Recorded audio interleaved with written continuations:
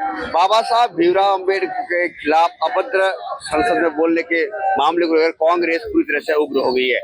आज बीकानेर में कांग्रेस कार्यकर्ता हैं जिन्होंने पैदल मार्च करते बाबा साहब की जो प्रतिमा है वहां पे अपना धरना दिया है। हम बात करते हैं शहर कांग्रेस अध्यक्ष यशपाल जी गहलोत से। यशपाल जी, किस तरह का विरोध है? देखिए, जिस तरीके से अमित शाह ने सदन के अंदर देश के निर्माता, जिसने देश की संविधान को लिखा, देश की एकता और अखंडता को कायम रखने का जो काम किया, उसके खिलाफ अशोभनीय भाषा का प्रयोग करना ये निंदनीय है, आपराधिक है।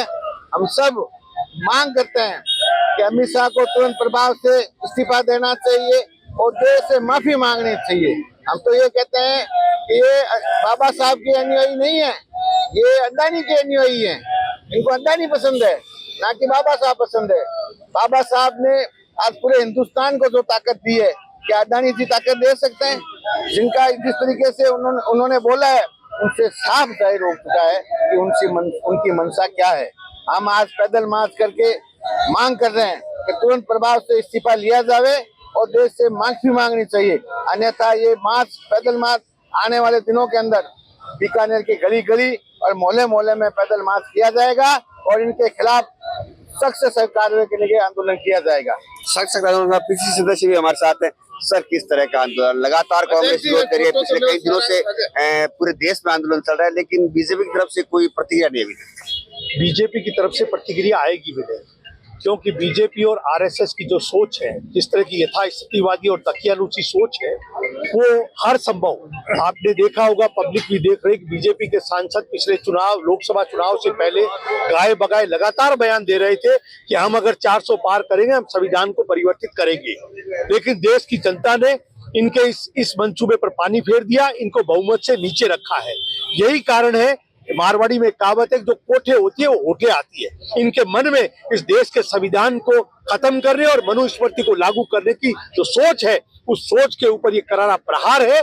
और इस प्रहार को हम इस रूप में लेते हैं कि बाबा साहब भीमराव अंबेडकर ने ओबीसी वर्ग को, दलित वर्ग को, मजदूर वर्ग को, महिलाओं को एक सम्मान देने का जो काम संविधान के माध्यम से किया है, वो इन दकियानूसी ताकतों के बर्दाश्त नहीं है। ये जाति और धर्म पर विश्वास करने वाले लोग हैं। इन लोगों के अंदर आज भी मानवता को मानवीय दृष्टिकोण से न लेकर के धर्म और जाति से जोड़ने की प्रवृत्ति है।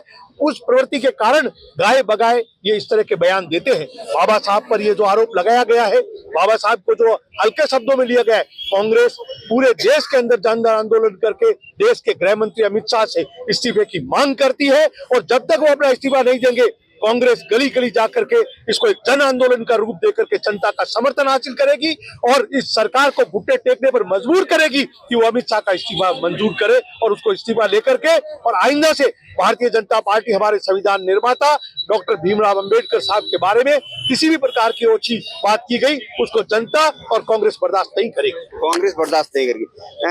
भाजपा ने जिस तरह से आंदोलन के खिलाफ आप कर रहे हैं, कांग्रेस ही सभी, भाजपा कहना है कि हमने ऐसी कोई अभद्र भाषा दुरुपयोग नहीं किया, हमने मात्र नॉर्मल बात की थी। नहीं, ये बात गलत है। आप संसद की कार्रवाई को देखिए, उसमें जैसे अमित शाह बोल रहे हैं, जो व्यंग्यात्मक टिप्पणी है उनकी कि अंबेडकर अंबेडकर अंबेडकर क्या कर रहे हो, संविधान निर्माता के खिलाफ व्यंग्यात्मक टिप्पणी हिंदुस्तान के सदन में हुई है और करने वाला कोई और नहीं है, वो इस देश का गृह मंत्री है। भाजपा शुरू से झूठ बोल रही थी, आज भी झूठ बोल रही है। उन्हें ना तो संविधान से प्यार है, ना ही बाबा साहब से प्यार है। वो सिर्फ वोट बैंक की राजनीति करती है। हम कांग्रेस के लोग बाबा साहब के अपना सम्मान करते हैं, संविधान का सम्मान करते हैं। आपने देखा होगा कि लोकसभा की सीटों पर हमारे एमपी नहीं बैठे, उन्होंने बाबा साहब की फोटो लगा के प्रदर्शन किया।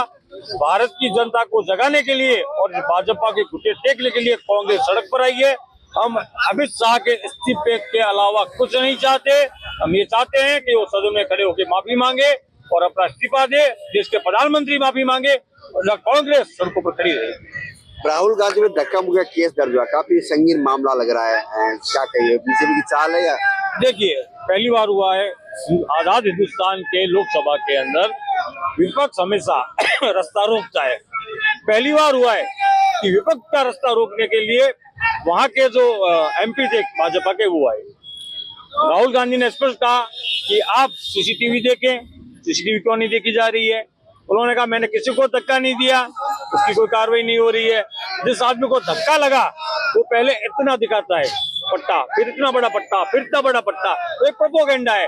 राहुल गांधी को गिरफ्तार करने की ताकत इस भारतीय जनता पार्टी में नहीं है, और अगर हिम्मत है तो हम चैलेंज देते हैं कि राहुल गांधी को गिरफ्तार करके दिखाए। हम बताएंगे कांग्रेसी कि सच क्या था और झूठ क्या था। सच क्या था, झूठ क्या था। कुछ और कांग्रेस नेता है, मनोज जी हमारे साथ है। सर, लगातार विरोध प्रदर्शन, लेकिन कोई प्रतिक्रिया नहीं भाजपा की तरफ से। कांग्रेस सड़कों पर आ गई है। भाजपा तो पहले दिन ही प्रतिक्रिया दे चुकी है, उन्होंने गलती की है, पर वो कहते हैं ना तानाशाही, जो राजशाही शासन है वो आपको दिख रहा है कि भाजपा हमेशा राजशाही शासन करना चाहती है, झुकना नहीं चाहती। बाबा साहब जो भारत देश का संविधान लिखा, भारत देश इसके संविधान से चल रहा है और वो इसका अपमान करते हैं, उसके बाद भी तानाशाही कर रहे हैं। ये देश का दुर्भाग्य है। आने वाला समय बहुत खतरनाक है, क्योंकि ये देश को राजशाही और जो मनुस्मृति की ओर लेके जा रहे हैं, इसका हम सब लोग जोर विरोध कर रहे हैं। और आने वाले समय हम अमित शाह से माफी मंगवा के रहेंगे। वो मानना पड़ेगा, कहते हैं ना राजशाही, राजाओं के राज चले गए, तो इनका भी राज जाएगा और इनको भी माफी मांगनी पड़ेगी और इनको झुकना पड़ेगा। इनको भी झुकना पड़ेगा। ये थे कांग्रेसी नेता जिनसे हमने बात की, और उनका आरोप है कि अमित शाह ने जो बाबा साहब के खिलाफ टिप्पणी की है वो कहीं न कहीं संसद की अशोभनीय के रूप में आती है। इसी को लेकर आज उन्होंने विरोध प्रदर्शन किया है और बाबा साहब की मूर्ति पे पैदल मार्च भी किया है। कैमरे साथी राजेश संघानी के साथ त्रिभुवन रंगा, पॉलिटिकल पंचायत बीकानेर।